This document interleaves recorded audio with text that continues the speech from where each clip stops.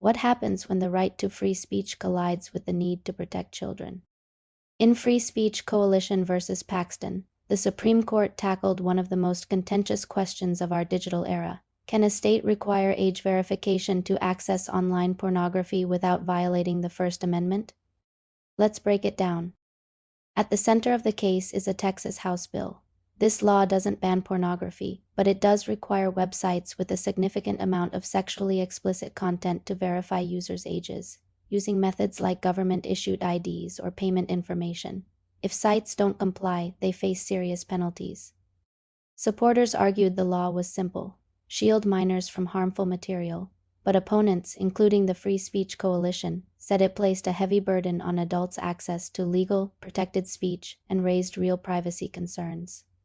The legal debate came down to scrutiny. Should the law be examined under strict scrutiny, the highest standard reserved for content-based restrictions, or under intermediate scrutiny, which allows more leeway for laws that incidentally affect speech? The Supreme Court ruled in favor of Texas.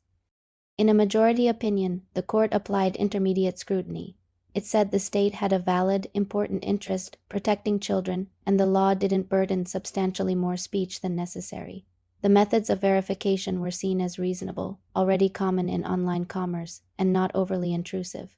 The majority cited Ginsburg v. New York to support the idea that states can regulate minors' access to explicit content, even if it affects adults too, and they acknowledged that the internet has evolved since landmark cases like Reno v. ACLU, making modern solutions like age gates more justifiable. But not everyone agreed. The dissenting justices warned that this law is a direct content-based burden on adult speech, and that demands strict scrutiny. They argued the ruling opens the door to state control over lawful online content under the guise of protecting minors. They also pushed back on using the O'Brien test, which applies to regulation of conduct, not speech. According to them, requiring age verification isn't a neutral act, it's a barrier that chills speech and sets a dangerous precedent. So, what are the implications? This decision upholds age verification laws and may embolden other states to follow Texas's lead. But it also raises serious questions about online privacy, censorship, and whether we've set a new standard for how far the government can go in controlling digital content. The debate isn't over. The dissent signals that future legal challenges are likely, especially as technology continues to evolve and courts wrestle with how to apply old constitutional principles in new digital spaces. For now, the ruling stands. States can require age checks for adult content online.